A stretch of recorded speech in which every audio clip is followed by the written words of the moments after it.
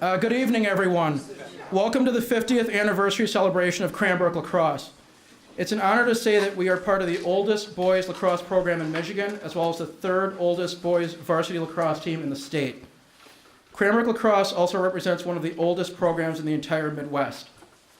As an aside, for those of you that don't know, our girls team, along with the girls teams from both Sacred Heart and University Liggett, are older than the boys programs. And also, our girls team was victorious tonight in the state championship game. Some of the highlights of the past 50 years include well over 400 wins, 17 state finals appearances, 10 state championships, 11 regional championships, 21 All-Americans, 7 Hall of Fame players and coaches, a Michigan Player of the Year, and well over 200 All-Staters. In the college ranks, dozens of our alumni have competed at over 60 different institutions of higher education. Our collegians have won 6 national championships, played on 5 national teams, garnered 4 All-American awards, 24 All-League awards, an NCAA Silver Anniversary Award, and have excelled in other college as well as professional sports such as hockey and football. The history of Cranbrook Lacrosse begins with the Cragen family and in true Paul Cragen fashion. The following passage is from a recollection that Paul shared with me back in 2006. In 1968, I was looking for a sport to play as track was boring, I couldn't hit a curveball, and contact was not allowed in tennis. Having played football and hockey, there was no spring sport to satisfy my need to run someone over. I had tossed around the ball with my sister Bonnie, class of 1963, where she played lacrosse for Kingswood, and decided it was time to have lacrosse as an alternative. There were no other secondary schools that played, and I don't believe that any of the colleges had a varsity team, maybe club. There was a Detroit Lacrosse Club, and I believe another club in Windsor. We had a match against the Detroit Lacrosse Club on the lower fields, but there was no one else to play against. Even a challenge to Kingswood was politely refused.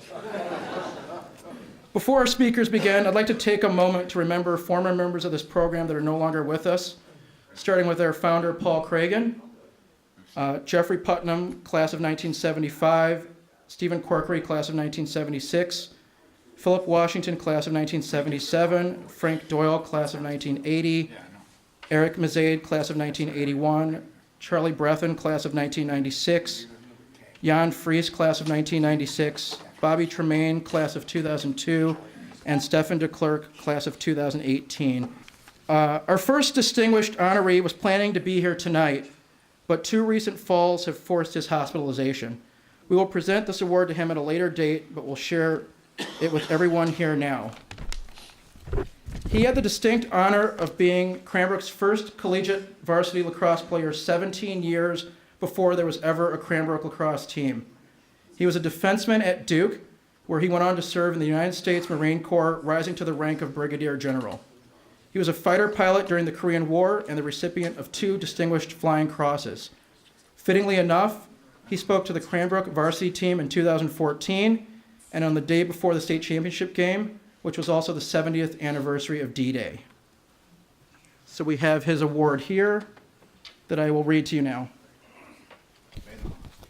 On the occasion of the 50th anniversary of Cranbrook Lacrosse, Robert Reich, class of 1947, has been awarded an honorary varsity letter in recognition of being Cranbrook's first collegiate varsity lacrosse player.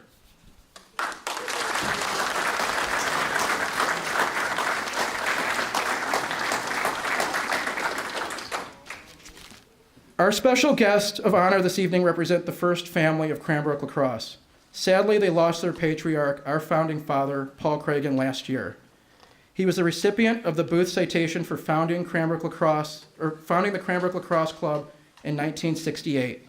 He was also a 2013 inductee into the Michigan High School Lacrosse Coaches Association Hall of Fame. And his memorable speech to the 2013 team the day before the state championship game sparked us to an upset victory on the road in Grand Rapids.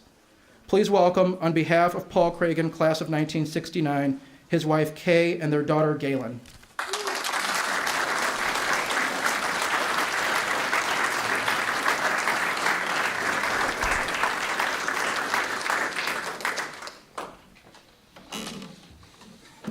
A young man in 1968 discovered a game that excited him, a game where he could use a stick to hit people, a game that fulfilled his need for a year-long contact sport, a game he could practice with his sister or kick butt against her, who played at Kingswood. And ultimately, a game that would define his life and the lives of others more than he ever realized. That young man became my dad, and his name was Paul Cragen. He discovered the game of lacrosse, and he had a mission. That mission was to bring men's lacrosse to Cranbrook. And he wasn't going to stop until he carried it through. Knowing my dad, I imagine he made it happen with charming persistence, lots of creativity, and the support of many friends. And in April of 1968, he founded the first men's lacrosse club team at Cranbrook. Beyond lacrosse and beyond Cranbrook, growing up, I always connected the story with my dad's favorite mantra in life: make it happen. More times than I can remember, it was his constant refrain, with no explanation on how. I now understand he wasn't going to tell me how to do it, because he knew if it became my personal mission and I had to figure out how, I would succeed. Through observation, make it happen was most triumphant with a positive attitude and a sense of humor. As we honor my dad and the lacrosse program, I want to honor his process. We all need to continue to make it happen. No matter the mission, no matter your age, whether on the lacrosse field or related to another passion in life, make it happen. My mom, Kay Cragen, and I are very honored to be here to mark 50 years of the game of lacrosse at Cranbrook. Thank you for loving the game as much as my dad did. His passion started this journey, but your dedication saw it through. So today, and 50 years on, aim high and continue to make it happen. Thank you.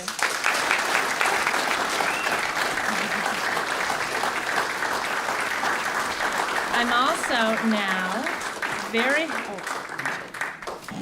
On behalf of the Cranbrook Kingswood Alumni Association, as well as the Cranbrook Athletic Department, on the 50th anniversary of Cranbrook Lacrosse, Paul Cragen, class of 1969, has been awarded a Captain's Award and honorary varsity letter in recognition of being the founder of the 1968 Cranbrook Lacrosse Club.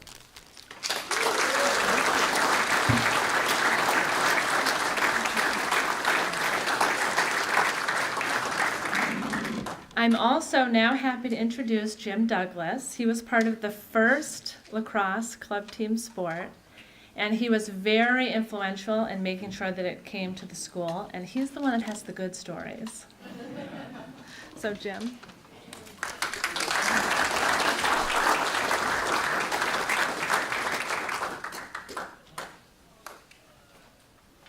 Well, that's a hard act to follow, and the memories in this room for all you guys is just like I just studied all the time in this room.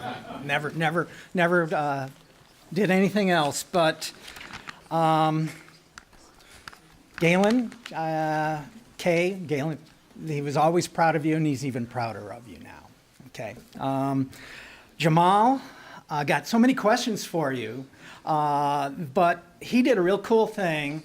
He recreated the only picture we have of the original club that I found in the crane, electronically disseminated it. We found out the names, but he had this year's team recreate the same picture, the same spot, and that was very cool. I really like that. It was. I'd like to get. Can I get this team to sign it for me? Okay. It's just hard to believe everything that's happened in 50 years. I went to the Michigan High School Athletic Association website to see how Cranbrook was doing this year and see who's playing lacrosse. And I clicked on it, and they said, sorry, you have to go to another web page because there's so many teams playing lacrosse in Michigan that they had to have another site to be able to list all the teams, and that's quite an accomplishment. And then just looking out here, they're playing on turf. I brought some pictures where we're groveling, people are groveling in the mud. I know there's a lot of grandparents here, Peppa Pig, groveling in the mud, jumping in the puddle. That's the way lacrosse was way back when. And you guys have a dynasty going here. I didn't know how many state championships you won, so congratulations. That's a lot of hard work and dedication, and kudos to everybody for that. I'm from the class of 69, and you old geezers from 68, you look great. I see you still get the pretty girls, because you used to steal those pretty Kingswood girls from us way back when, so keep up the good work. I can't wait for my reunion next year. I'm going to enjoy it. And the other thing that kind of blows my mind is the most important lacrosse game that was ever played in the history of the world was played in Michigan. And there were no lacrosse teams here until we started the wave. The most historic lacrosse game was in Mackinac when the Indians put on a game for the British soldiers in the fort. They threw the ball in the fort, went in, and took it over.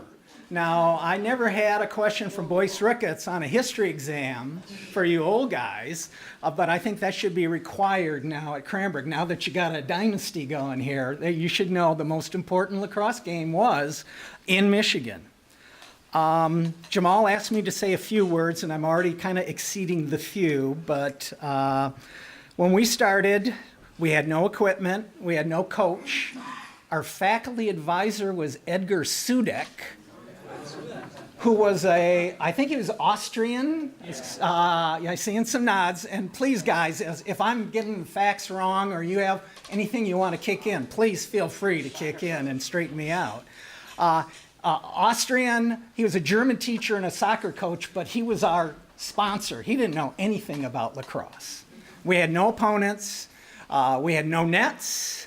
We were kind of like and Jamal said this, we were the hockey players, football players, and associated others. We were mostly linemen, so we did not have that spring sports physique for tennis, baseball, or track. And track could only have 2 shot putters. So we needed, we needed to find something else. We'd go cheer on the other spring sports, but one day somebody showed up with lacrosse sticks, and I suspect they had Kingswood written on them, but I will deny that to anybody if they ask. And then slowly but surely, we started getting people together. I see some familiar faces. There was no Dick's Sporting Goods. There was no Play It Again. There was no Varsity Shop. You couldn't find them in yard sales, so we had to order them. Paul and I would take his mom's, I think it was a Pontiac Catalina convertible. Okay, thank you. We'd go down to the freight warehouse in Detroit because there was no FedEx or they didn't deliver it to your door back then, and we get that. By the time we were seniors, we had increased the interest so much that we were now having to take my mom's Oldsmobile Vista Cruiser station wagon down to get the equipment for the guys because it was starting to build. We were having fun. We were trying to figure it out. Yes, Paul played hockey, football, lacrosse. He also had this knack for founding sports bragging. He founded rugby at Boston University.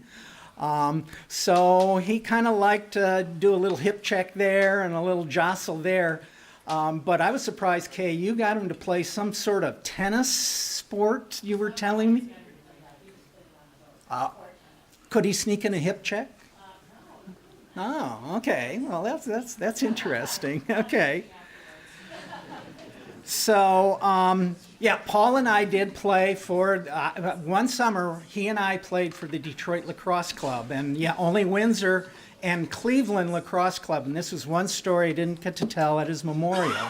We were on our way to play the Cleveland Lacrosse Club, and one of the old guys, and these were all old college players, they said, "Do you think Jim Brown's going to be playing for him?" And Paul and I got this worried look on our face. For those of you who don't know who Jim Brown is, the greatest NFL running back that ever was.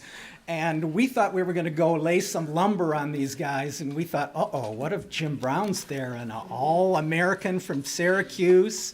No, shoot, we dodged a bullet on that one. But one thing we did learn, they started, when we played at Detroit Lacrosse Club, they taught us there were rules for lacrosse, there were penalties, there was etiquette.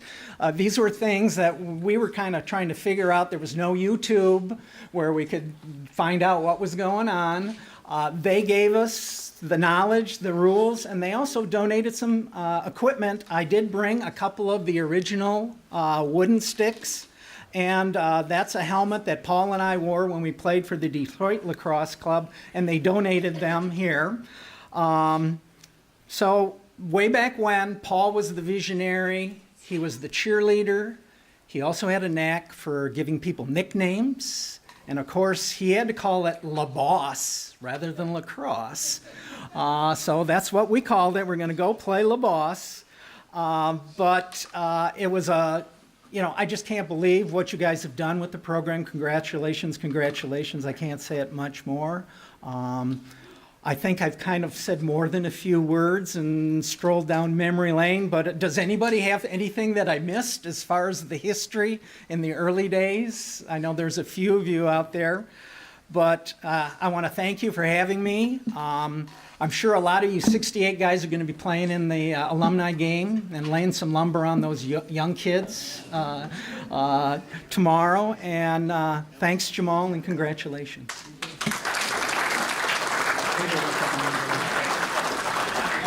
Before the 1968 guys have to leave for their class dinner this evening, can we have the 1968 team members come up, please?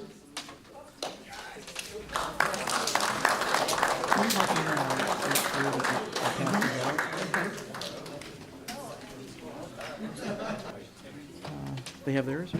Yeah. Want to pass them out? Mm-hmm. They got name tags on, so this is easy. Ah, fantastic. Sure. Thank you. Yep. 50 years ago, these gentlemen started what brought us all together on various Cranbrook lacrosse teams over the years, and especially here tonight. On the occasion of the 50th anniversary of Cranbrook Lacrosse, each of these gentlemen has been awarded an honorary varsity letter in recognition of being a member of the 1968 Cranbrook Lacrosse Club. Thank you. We have t-shirts for you. Thanks so much. Thank you. We'll sort it later. Okay. Our next speaker had the distinct honor of being Cranbrook's first varsity lacrosse head coach. Assisted by Dan Lampel and Dave White, the latter being a 2015 Michigan High School Lacrosse Coaches Association Hall of Fame inductee himself, and he is here with us this evening. Coach White? Where are you?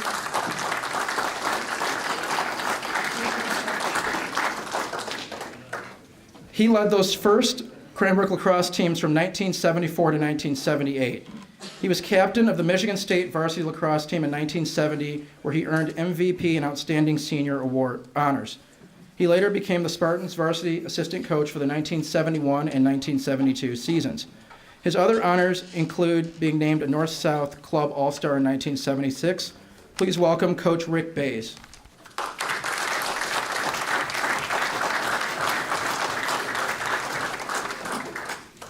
Thank you, Jamal. There's one other Michigan State guy here.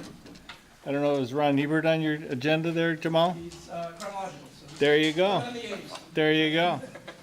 Well, I was fortunate enough to coach Ron when he first came to Michigan State. He was an outstanding goalie, better attackman, and I just wanted to say thank you very much, Jamal, for the invite. Well, I could tell a lot of stories, but all the guys that are here, Paul and Turl, for my year, decided not to come yet. I guess they're waiting for their 50th. So anyway, I'm not going to take a lot of your time. It's getting late, but the one thing I did want to do is there was a pewter mug that was given to me to Rick Bays from Cranbrook's first varsity team, 1974. And in talking to Jamal, they have a historical memoir trophy case, and I'd like to donate that back. So, Jamal, thank you very much. Class of 68, congratulations. That was my first year playing lacrosse, too, up at Michigan State. And I was the same guy. I wanted to hit somebody. So, there you go.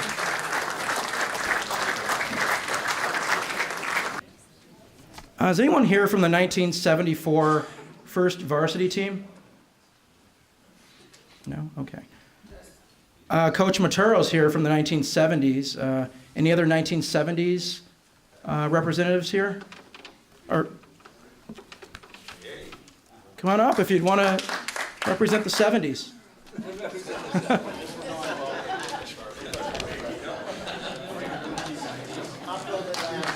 Surprise.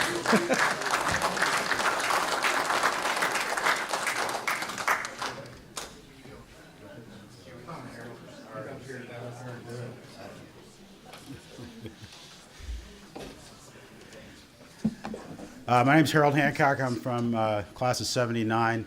When I played lacrosse, I was a soccer guy, and I got recruited by Paul, who was a couple years older than me, and Mike Keyes, the goalie, said, "We need you on the team." And I had tried to play tennis, but the tennis here was so competitive that I couldn't make the team. So anyway, playing on the team was, a great experience. We had a good time together. Rick was our coach, and we traveled to Pennsylvania, to Swickley to play the Pittsburgh kids. There in Shadyside, we went down to Columbus to play Upper Arlington and Worthington Academy, and there was very few schools playing, but we were always competitive. And I think by 1980 they'd won a state championship. It was a little bit after me. So it was definitely a rewarding experience. We had a lot of stories that happened in the vans and stuff that we don't talk about, but we definitely had a camaraderie there. You want to take over, Josh? Yeah, just Josh Brown. I was 78. I think some of those great experiences where we would go down to Worthington and Upper Arlington, and they would pair us off with different families, so we'd stay with different families in these different homes. And they would kind of adopt us, and then we would be back out on the field the next day playing against the guys that we stayed with. So those were some great road trips and experiences where we got a chance to not only go on the road, but also meet the players that we played against at those great schools. And so it was a really great, terrific experience. Yeah, 77, just enjoyed it. I got the chance to come back and work here and coach here after that for 4 years, 3 under Tom Gracer, who, when I came back, it was amazing to see how far the game had come. We looked like field hockey players, and all of a sudden they were throwing and catching. So the game has progressed so far, I can't believe what those kids do now. So it was fun to be a part of coaching and be a part of the first few teams. So it was a great honor.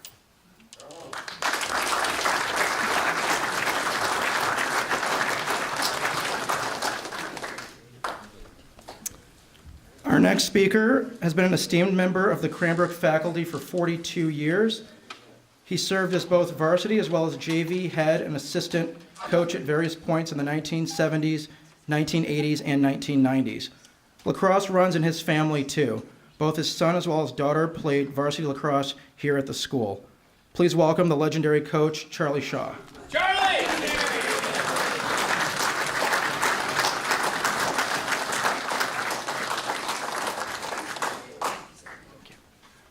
Oh, that's kind of very loose use of the word legendary, Jamal. I'm just thrilled to be able to be in front of the group and to greet you, because I know I've spent many, many hours watching your fannies do push-ups and watching you guys running, because that's what I did best.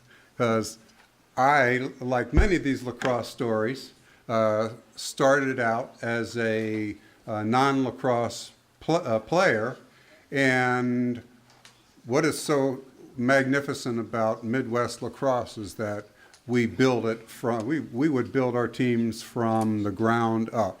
Very inclusive concept. I was a varsity lacrosse coach for a couple of years, and I was so clueless that I didn't even need to have imposter syndrome. I was coaching with Rick. I coached under Ron. I coached under Tom Gracer. But the beautiful thing about it was that Cranbrook Lacrosse has always built from the bottom up, and a lot of the greatest lacrosse players that we have earned their stripes in a JV program where they worked hard and the game was bigger than they were, and we had a ton of fun. So thanks to, how many of you guys played for me? I know a lot of you guys out there. Yes. So this is very, very special evening. I'm really thrilled and privileged to be here. Congratulations to all of you. Thanks a lot.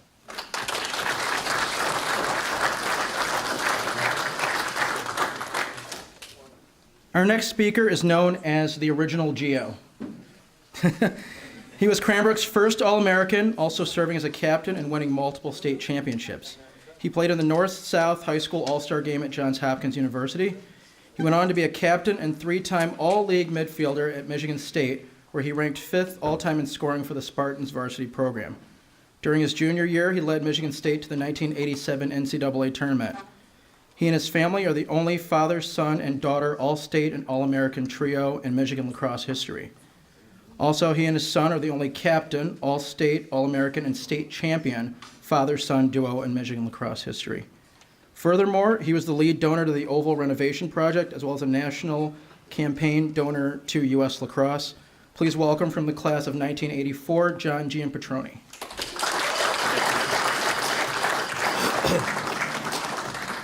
So Tom Gracer wanted to be here, couldn't make it. He's been a great part of Cranbrook Lacrosse. Where did Hebert go? I want to thank Ron and the other couple coaches that came after Tom. Tom left in like 92, right? I'm just saying. 88. Ron, thank you for being here, and thank you for all you did for our program. All right? And I have a million things to say, but it's really all about these guys. Like when my son came back, we were at a turning point. Steve Graff was the new athletic director, right? We had a coach who resigned, and with a lot of flack from a lot of people, we made a decision that we were going to go find a really good head coach for the future. And I think we did that. Where's Willie? Is he here? There's my guy. Matt. Thank you, Matt. Right? And we tried to make a promise to the program that we'd make it something that everybody respected and thought it was honorable and tried to compete in a hard way that Cranbrook could, right? And so, look at my girls are here. Bring it on in here.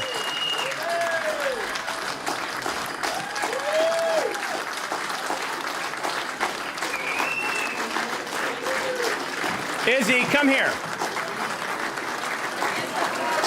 I don't mean to single her out, but she's my girl. Like her and Grace grew up together. Hi. Come here, honey. How are All right. So, everybody, I want you to meet Isabel Skane. And all these girls are awesome. They won back-to-back state championships, which is incredible, right? I don't think in Cranbrook it's happened since 81-82. Jamal, please give me a 81-82. 81-82. 81-82. 81-82. I think some of us were on that team. But these girls have been remarkable. We're so proud of them. And they've now won 2 back-to-back championships and huge upward movement for your program. And we can't be happier for you. We're so happy you're here, right? Thank you, girls. Right? It's a bird. Happy for you. Thank you so Grace, send me a much. text. Okay, awesome. Thank Text you. her? All right. Yeah, I was texting her. All right, I don't know that I can do anything better than that. That was like so cool. All right, bye, thank you. Go enjoy, have fun. Thank you.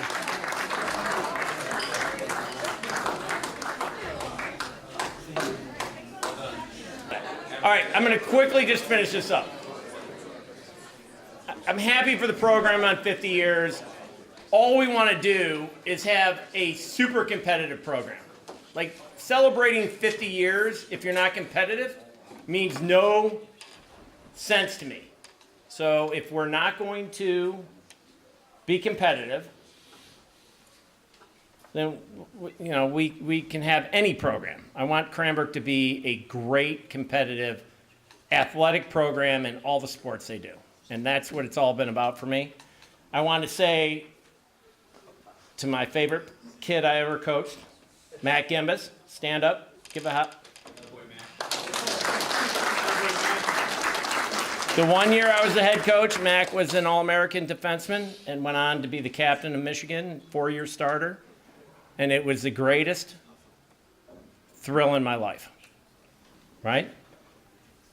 All these guys bought into it. Christopher Round, stand up, please, just because, how could I not?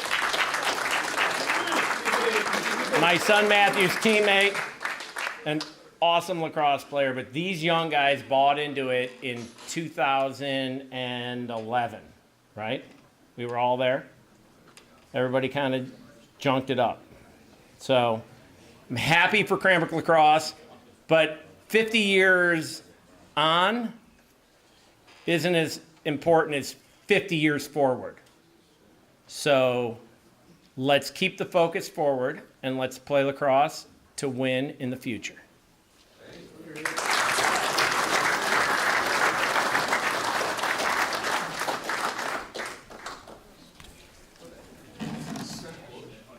Just want to take a moment to recognize members of the 1980, 1981, 1982, 1984, and 1987 state championship teams. If that's one of your years, signal other than Coach G. Okay, that works. Our next 2 speakers, well, the first needs no introduction. So I'll just say Coach Hebert, and everyone will know all of his accolades. And one of his proteges was a defenseman on the 1991 state championship team. He was a recipient of the 1991 Cranbrook Lacrosse Coaches Award. He went on to coach for 14 years at Chandler High School in Arizona, where he was a 4-time Arizona Coach of the Year. He retired with the most wins in Arizona lacrosse history and was subsequently inducted into the U.S. Lacrosse Arizona Chapter Hall of Fame. Please welcome Coach Hebert, as well as from the 1991 class, Dave Henning.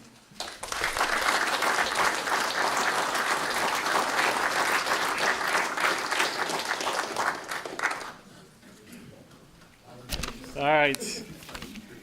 First off, let's give a quick hand for Jamal for putting this together, because this is just an awesome event. I want to start by saying I know this is an official Cranbrook Lacrosse endeavor because I changed clothes in the parking lot on the way up here, just like we used to back in the day. If we could roll back to March of 1991, I think I'm probably the least likely person on the roster to be up here talking to you about lacrosse 28 years later. I wasn't a great athlete, and throughout high school, my lacrosse career sort of went sideways a little bit. My knees were falling apart, and I really didn't think I could make it through a lacrosse season, and I sure as heck didn't know if I wanted to put up with 3 months at the end of my senior year playing for this crazy guy, and I think a lot of my classmates had probably the same feelings. But I think that's why what happened over the next 3 months had such a profound impact on my high school experience and my experience after that. We entered the 91 season. We were the number 6 team in the preseason coaches poll, which basically meant no one really thought we had a chance to play with the big boys. In 89 and 90, the program had come upon maybe harder times than it had under Tom Gracer.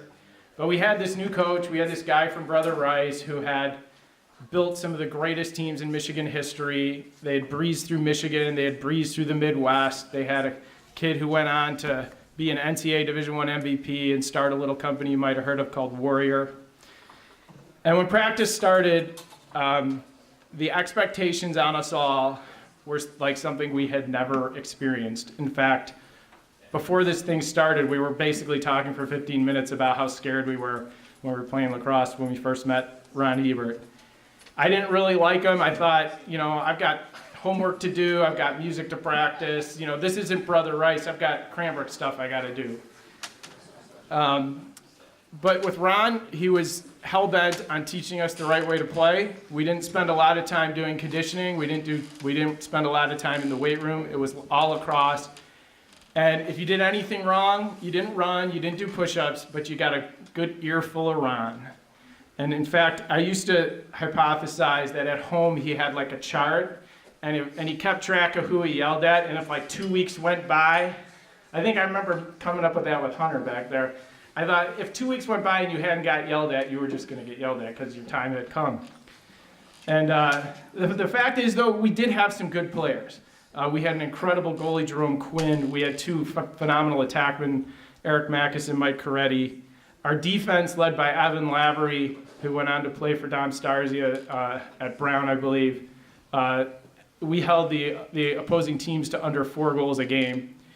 And the kid I mentioned back there, who might be the best athlete I've ever known, Matt Hunter, was pretty much instant clear every time he touched the ball. But with Hebert demanding this of us, when people said, how did you guys do it? How did you win the state championship? I said, well, we were like any other kids. We just did the path of least resistance. So when the season began, it was clear that we were maybe going to be good. We lost to Sewickley out the gate, but we beat Shadyside. Then we beat a really good Worthington team, an Arlington team, and then we beat Country Day. So we were 4-1 after playing 5 of the better teams in the Midwest. And at that point in the season, I wasn't really a starter. I was, playing in situational roles, and but I was happy to be on the team, and we were winning some of the games by enough goals that I got to play. One other Hebert story that might tell you about the level of detail that he expected was we had a practice on Saturday, and Scott Medill, one of our midfielders, forgot his practice jersey. And so Ron told him he had to go home and get his practice jersey. The problem is Scott Medill lived in Shelby Township, which is about 45 minutes away. So he basically drove 3 hours so that he could come to that middle 30 minutes of practice. And while that might sound ridiculous, I think it's those types of details that were the difference between us beating teams and us losing games that we would have lost in the past years. As an adult, I've been fortunate to have a career as a freelance jazz musician. And I've often said I learned as much about being a musician playing in the lacrosse program as I did from the music program. Because when you're a young musician, it's not just about how well you play. It's whether you can show up on time, whether you can have the right outfit and have your gear and know what to do, as opposed to just being the best musician available. As I moved out to Arizona after college, and I found myself as a head coach of a high school lacrosse team. Truthfully, I didn't know that much about lacrosse. I had only played defense. I didn't play in college. But what I did know is that I wanted to impose the same level of expectations that Ron had imposed on us when we were at Cranbrook. My kids that I coached were not typical of the Cranbrook population. We had a bunch of kids from lower income, some trailer park kids. A couple of my kids, their dads were in jail. But they loved, once they got used to it, it was just like us. They loved the fact that someone was telling them that you can do more, that you can be better. And I learned that playing here at Cranbrook.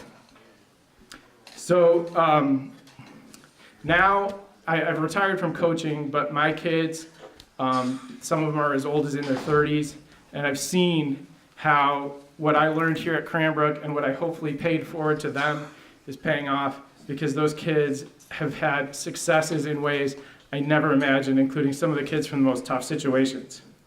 So to bring us back to 1991, it was the beginning of the Midwest tournament, and the guy, I had been sharing time with a guy named John Slack, who was bigger, faster, stronger, better looking than I was, and he hurt his ankle in the first minute of that game. And so for the rest of the season, through the Midwest tournament, and then through the state tournament, I played every minute. We finished second in the Midwest, but at that point, the real prize was winning the state championship and beating the almighty Brother Rice. Brother Rice had won three straight state championships, and frankly, they won them fairly easily. For me personally, almost every year, going back to even middle school, those same Brother Rice kids had beaten me in the state tournament. In fact, the same kid, Keith Aldridge, who went on to win the Hobie Baker Award for the nation's top college hockey player, always had my number. So once again, I was matched up with Brother Rice and Keith Aldridge, but this time we were playing for the high school state championship at the end of my senior year. Fortunately, Mike Coretti scored the game-winning goal with about 3 minutes, he scored the game-winning goal late in the third quarter, and although I had played the whole game, Ron pulled me out for the last 3 seconds because Brother Rice had the ball in our end, and he wanted Big John Slack there to police the area. So I got to run off the sideline with all my teammates and throw all my gear in the air. And it was the greatest moment of my Cranbrook experience, and I started here in 4th grade. For years after that game, when I would watch professional sports, I would watch to the very end of the championship, and I would watch the team celebrate, just so I could feel a little bit of what I felt back in June of 1991. So to all of you who came before me, and to all of you I played with, I want to thank you for giving me both the most important experience of my adult life and unquestionably the greatest moment of my childhood.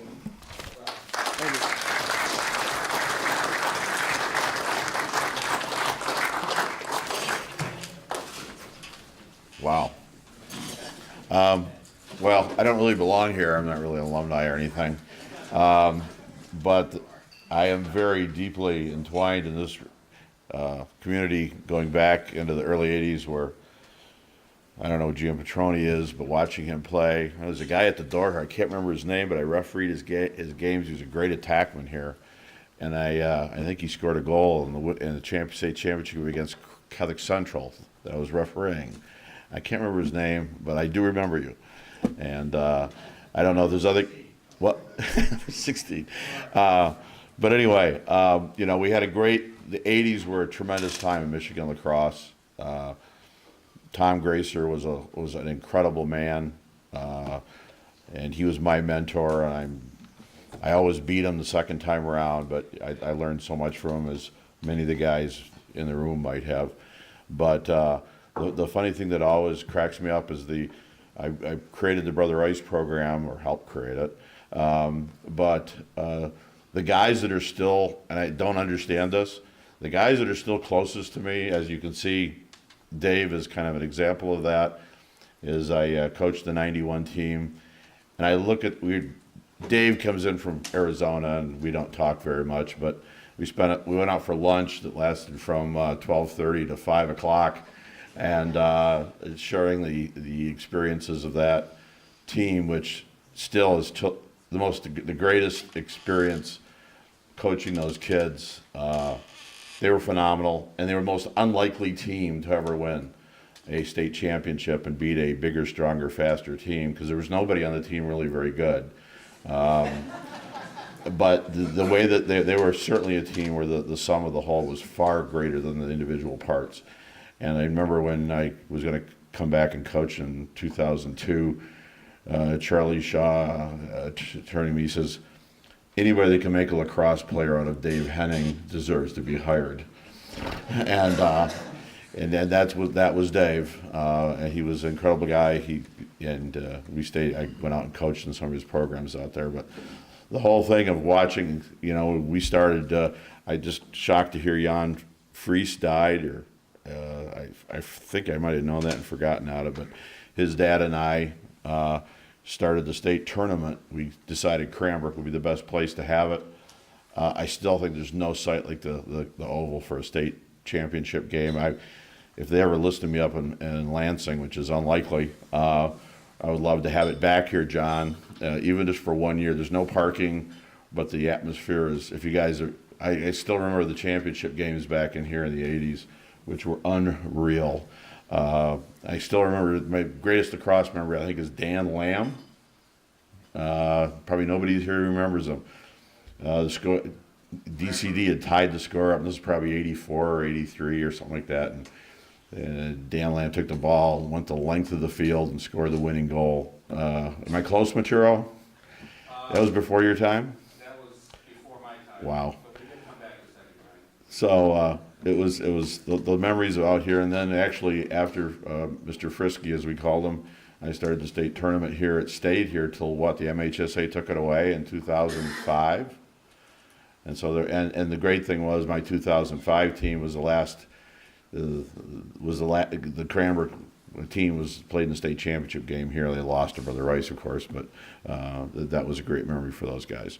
And again, for some reason, the Cranbrook kids are always, even the Cranbrook kids, now that we play them, when Wilson kicks our butt every year, they still somehow remember. I don't know if he tells them about me or what, but they always seem to give me an extra handshake in the line. So I just came back here. Henning insisted I come back. I thought we'd see somebody that I remember or didn't expect to see.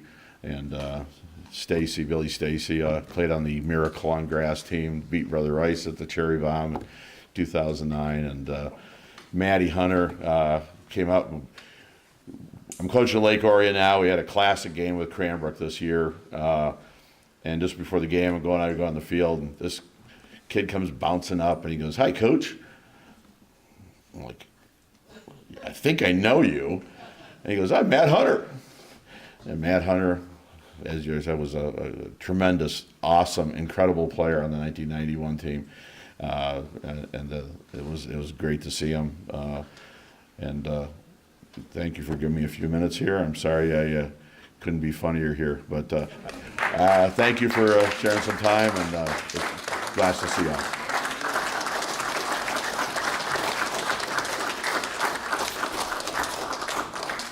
I just want to recognize the 1991, 1995, and 2006 state championship teams, if anyone's here from those. Well, certainly don't have anything prepared, but I guess it's 2006 was an interesting year for Cranbrook Lacrosse. We won a state championship that year in a very unorthodox way. And I guess I'll kind of talk briefly about a lesson or two that was learned.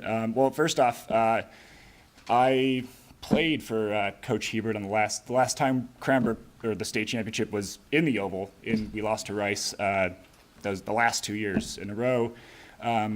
Learned a lot skill-wise from Coach Hebert, who was a goalie. I was a goalie as well.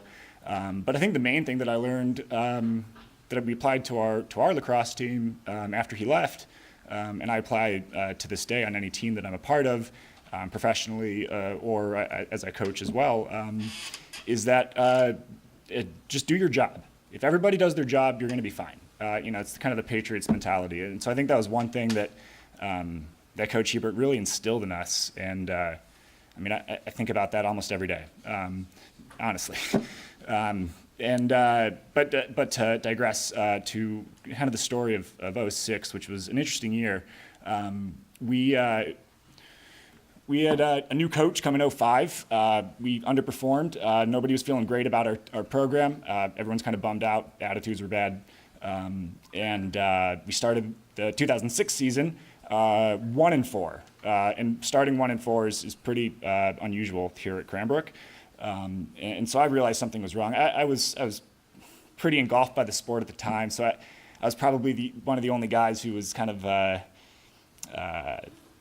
willing to do whatever it took to continue to play and to win a championship. But again, like mentioned before, this is Cranbrook, and there's other interests that kids have and parents have, and it's not Brother Rice. And it takes a coach to understand that it's a slightly different environment. And our coach in '05 and the beginning of '06 did not understand who our team was. He really didn't. I mean, there's Jake Finicum, who'd rather be like walking in the woods somewhere. Andrew Miller, who was a hockey player, and lacrosse was secondary, even though he was their best player. So anyway, to wrap it up kind of here, 5 games into the season, Andrew Miller called me on Sunday night after we lost to Country Day, or after we lost to EGR. Called me up on Sunday night. He said, "John, I'm through. I'm not playing anymore. I don't want to. I'm going to go play hockey, man. This isn't fun." And I knew our season was over if he left. You guys, I'm sure most of you are aware of some of the success that Andrew Miller's has had as an athlete.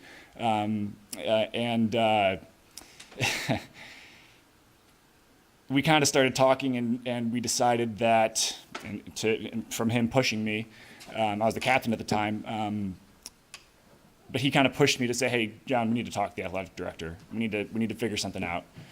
So that Monday morning before classes start, we went in, we talked to the athletic director, Jeff Fennell at the time, and voiced our concerns. I mean, Andrew Miller came with a list of all of his concerns. I was just kind of there to help and kind of help the situation.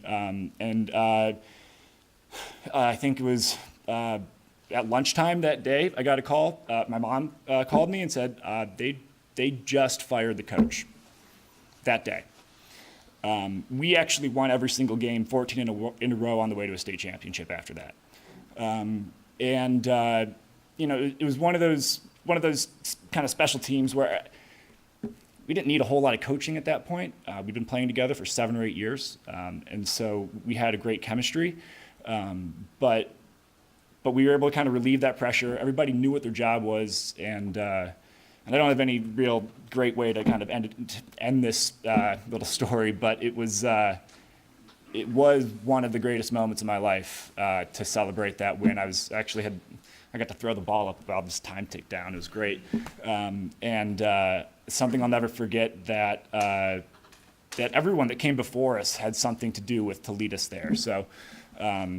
Forever grateful for everyone in this room who's contributed to this program. It holds a special place in my heart, and lacrosse at Cranbrook, but lacrosse in general is such a special bond. So I know everyone appreciates that, and that's our story of 2006. So thank you.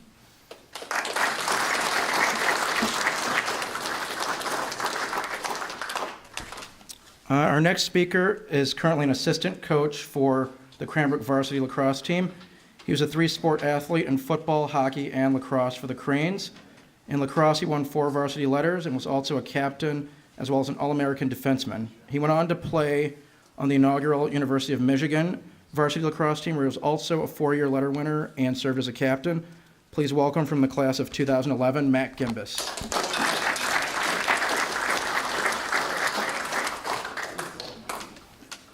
Thanks everyone for being here, and thanks Jamal for setting this up. Great work keeping everyone in the program in touch. And on behalf of a lot of our late 2000s, early 2010 grads, I'm very happy to speak and thank all of you for the support you provided our program, because I think the more recent grads were the result of a lot of giving that the program has received in the transition period John mentioned. We went through a coaching change in 2011 when John was actually the coach, which he didn't mention, and now we have Matt heading the program. So a lot of the guys over here, myself included, have become successful lacrosse players and successful people from the efforts in this room. I'm pretty sure most of us were coached by Austin in the middle school, and Jamal in the middle school. We played sports under Steve in the high school. So this group over here who is starting to give back and continue to grow this program and continue to build this program to the best it can be are the result of a lot of the giving from the people in this room. So on behalf of the late 2000s, early 2010 grads, we're very thankful, and we're looking forward to continuing to grow this program and providing the best experience we can for the players that we have now. So thanks everyone for being here, and on behalf of the 2010 grads, thanks for all the effort that you have all put into the program.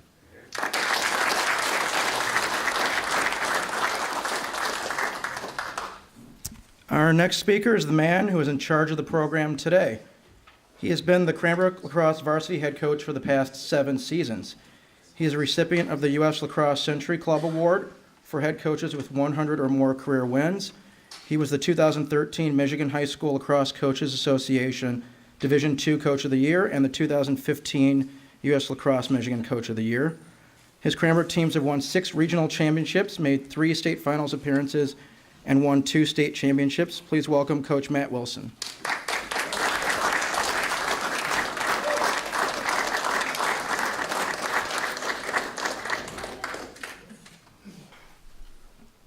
Hello, hello. Thanks for sticking around. I will probably take a small page out of Coach Gio's book and make it very brief, which leads me to say thank you. One of the things I think I've probably benefited from the most being here is I've gained a lot of mentors. You know, Charlie Shaw, my boss Steve Graff, John, Coach Grazer, and then getting to beat Coach Hebert as much as we can is always a fun thing too. Teaches me how to lose graciously, which was important this year. It's interesting hearing the 2006 coaching transformation, I guess I would call it, because I've heard it from many different people. And so there's always a part of me that's like, that is very Cranbrook. I would hate to have that happen to me. And that's why I thank people like Austin and Jamal and Corey, and I think if I'm forgetting anyone else, but you guys always do a great job of keeping a good sense of what the pulse is out there. Another theme I think I'm hearing a lot is it does take a special understanding of the type of students that you have at Cranbrook to be successful and to coach them and to really bring them together in what's actually a very short period of time. If you look at the span of the spring season and compared to the winter season and the fall, it's 2 months, and that's all it really is. So it takes a lot of groundwork to do that, but then once the season is happening, the kids are busier than ever, and they're very talented. So there's a lot of, Coach, I got to go leave. I'm playing in the jazz band, or I'm also playing hockey still, or I'm playing soccer still. You know, and again, all the people that I've thanked, I think it really comes down to just we're all on the same page. We want to be the best that we can. And as long as you show up and work hard, that's the most important thing. Then I think another piece of the equation that I like about Cranbrook, obviously, is that it's a boarding school, so you get to coach kids that are from all over the place. And I think it's very special to have guys on the team who had a grandfather that was a track captain here during the 60s. We have a freshman from Colorado who's a very good player, and you know he looked at many different prep schools, but watching him stand in the hallway and find his grandfather's name on the wall and decide that he was going to pick us over some very competitive schools is special, and you realize how important this place is. You know, Charlie's another example who's here. He's one of our goalies. Somehow I managed to have 2 starting goalies. One started the first half, the other started the second half. If that's possible, I did it. So that to me is part of the experience. And so what I would say for anyone sitting here who's got grandchildren or nieces, nephews, it's a great place to go to school, as you already know, and it's still a great place. So that would be my message. Spread the word. So thank you.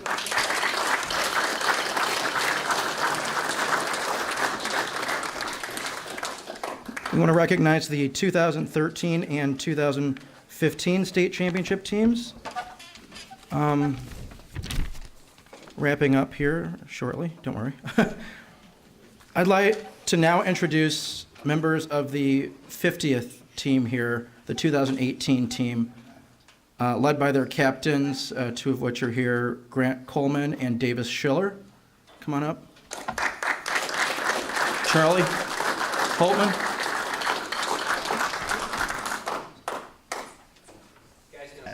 Davis, of which is headed to the Air Force Academy to play lacrosse and is Cranbrook's 21st and most recent All-American. A lot of thank yous tonight. Thanks to all you guys for coming. It means a lot to have such a strong support for the program. Gives us hope, for the future. So this year, we had a rough ending, but as Coach Wilson said, one game does not define our legacy. We had a really great group of guys this year. I thought our chemistry was some of the best we've had since our freshman year. And thank you for coming here. Grant? You got something to say? No. He's a little shy. I'm not much of a speaker, but yeah, it was a tough ending. Overall, I thought it was a great season. We had some good wins. I don't go through some of the highlights. We beat St. Mike's again this year, which is, I think, coming into, they're going to be a new rival for us. Isn't that right, Coach Wilson? Yeah, it's the second year in the row we just barely got it over them. Last year was in overtime. This year, 10 seconds left. We got the win. We played Rice really close twice. We almost had them the second game. It's kind of a bummer. It was 3-6. We were leading them with 2 minutes left, and we just let it slip by us. We had a great run. Me and Grant were on the 2015 team, which we won the state championship, and it was one of the biggest learning experiences I've ever had as a team. We started out 2-7, I think. Yeah. And we lost to U of D in the middle of the season. And Johnny Wagner, who unbelievable player. He's like leading the NCAA in OT game winners this year. Just a really clutch guy. He got us to stay after practice after the U of D game and just ran us till we all started puking in the snow. It was great. But after that, we really came together as a team. We realized what we had to do to win. And from there, we lost maybe one game and took it all the way. Johnny had 2 really clutch goals, and we got to win the state championship. And really was probably the best feeling I've ever had, running onto the field, being with all the guys, coming home on the bus. Nothing matches it. It's truly special. Yeah.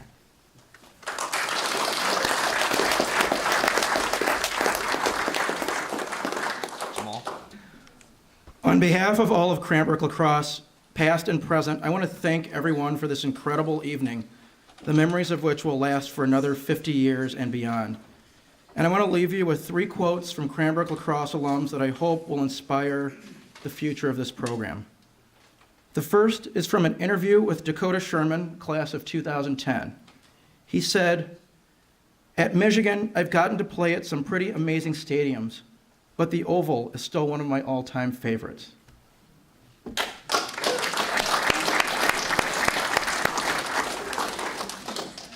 The second is from General Reish.